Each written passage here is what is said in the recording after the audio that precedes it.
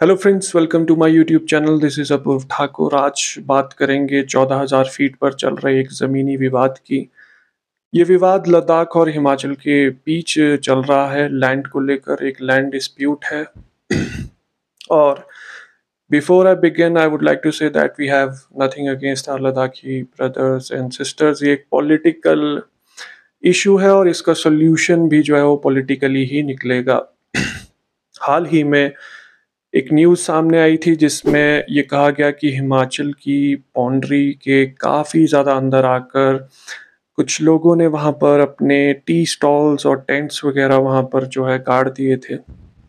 ये खबर जब लाहौल स्पीति की डिस्ट्रिक्ट एडमिनिस्ट्रेशन को पहुंची तो जो अभी न्यूली इलेक्टेड वहाँ की एमएलए हैं अनुराधा जी, उन्होंने तुरंत कार्रवाई करते हुए डीसी और एसपी के साथ और बाकी रेवेन्यू ऑफिशियल्स के साथ जाकर वहाँ पर विज़िट की, तो पता ये लगा कि जो शंकुला दर्रा है, जो शंकुला पास है, वहाँ से काफ़ी अंदर दारचा लगभग 19 से 20 किलोमीटर हिमाचल की टेरिटरी के अंदर आकर इन टेंट्स को इंस्टॉल कर दिया गया था। क्योंकि एक जॉइंट इंस्पेक्शन थी, सारे डिपार्टमेंट्स साथ में गए थे विज़िट पर, तो ये पता लगा रेवेन्यू रिकॉर्ड्स देखने के बाद कि ये जो ज़मीन है वो फॉरेस्ट की लैंड है। फॉरेस्ट की लैंड है।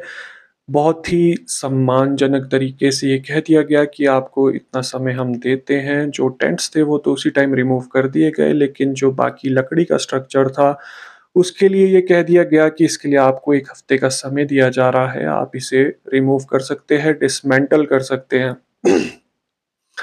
तुरंत कार्रवाई करने की वजह से जो है ज़्यादा इसको तूल नहीं मिला मुद्दे को।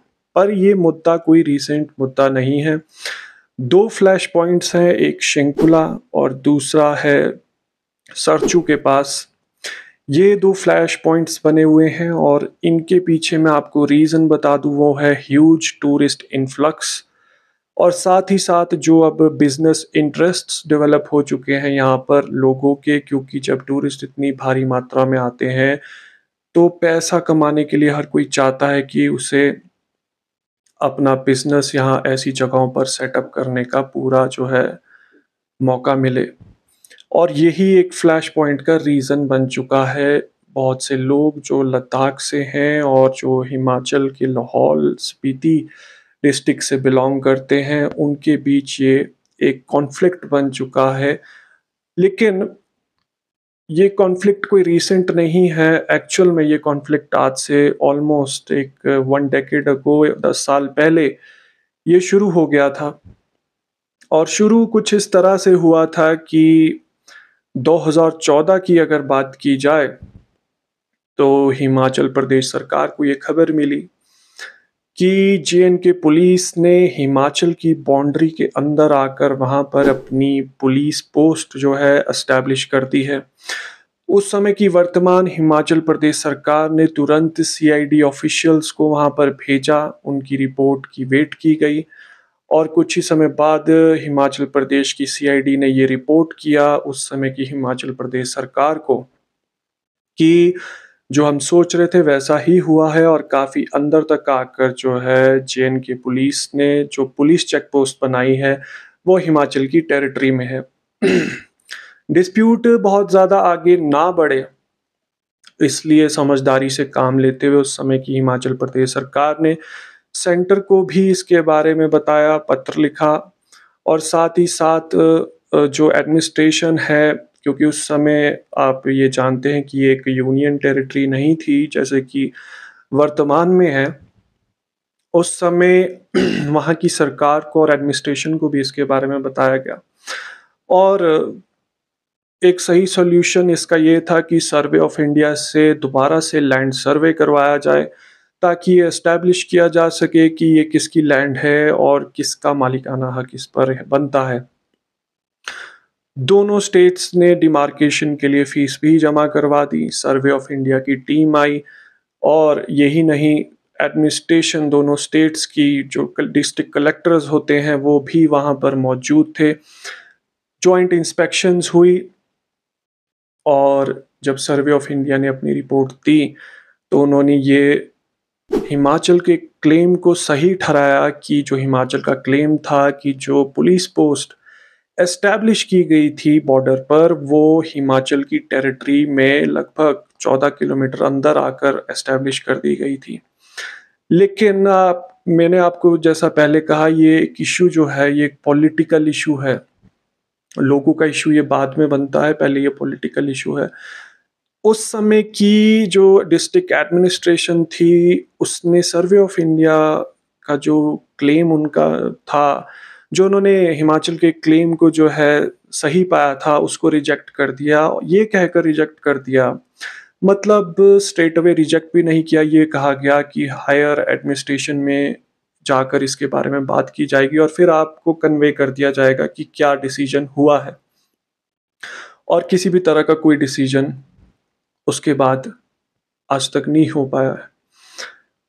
उसके बाद समय 2018 का आता है, उस समय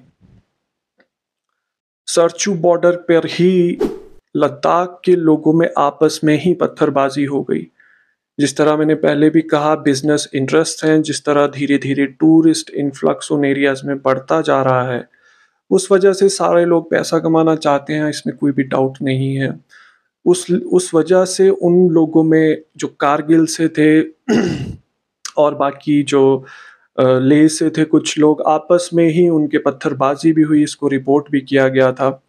उस समय भी हिमाचल प्रदेश सरकार को वहाँ जो डिस्ट्रिक्ट हमारी बॉर्डर टच होता है लाहौल स्पीति का, वहाँ के लोगों ने कहा था कि इसके बारे में जल्द से जल्द आपको जो है कुछ करना चाहिए, लेकिन तब भी पॉलिटिकली इसका कोई हल नहीं निकाला गया।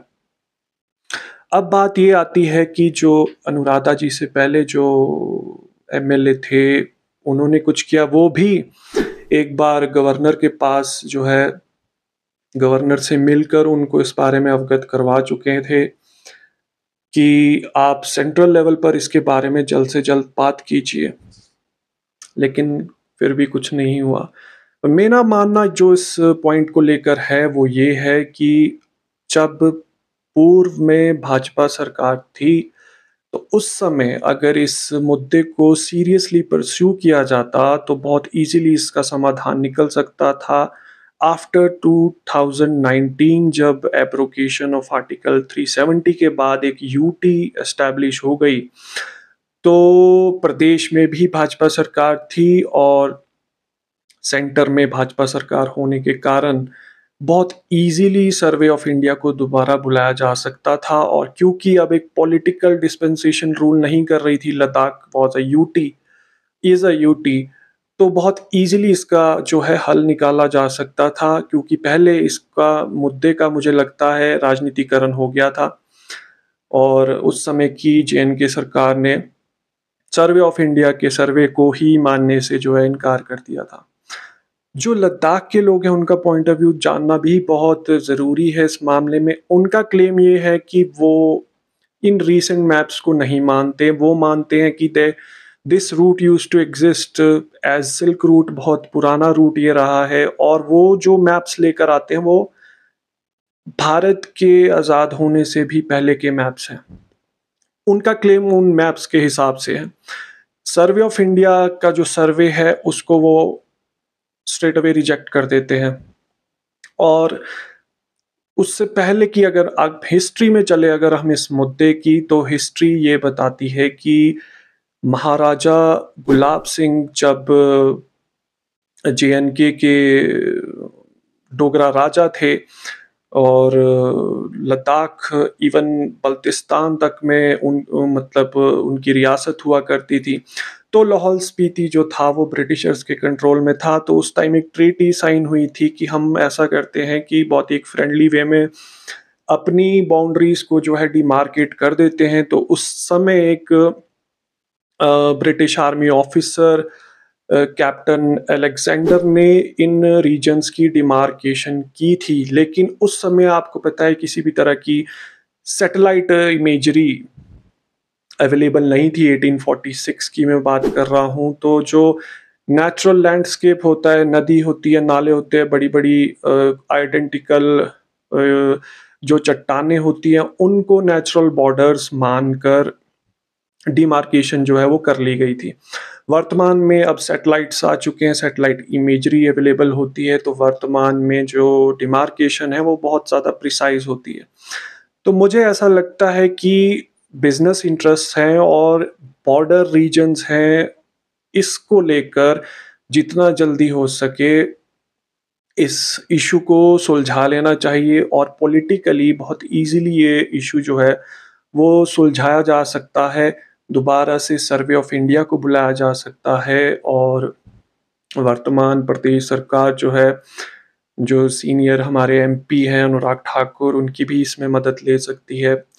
वो अप्रोच कर सकते हैं होम मिनिस्टर अमित शाह जी को, सर्वे ऑफ इंडिया को और बहुत ही एक फ्रेंडली वे में, क्योंकि देखिए आने वाले समय में जो है टूरिस्ट्स की जो संख्या है वो बढ़ने वाली है।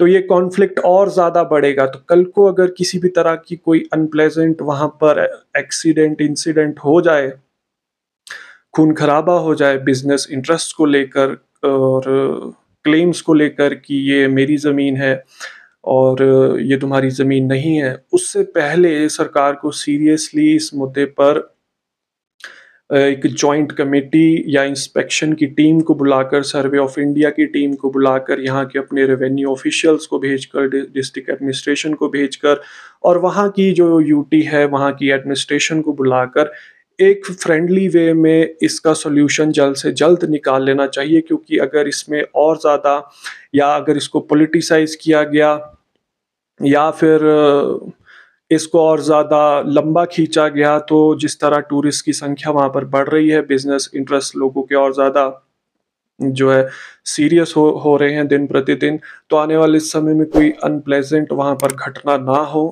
इसके लिए जल्द से जल्द इसको प्रॉब्लम को सॉल्व कर लेना चाहिए। धन्यवाद।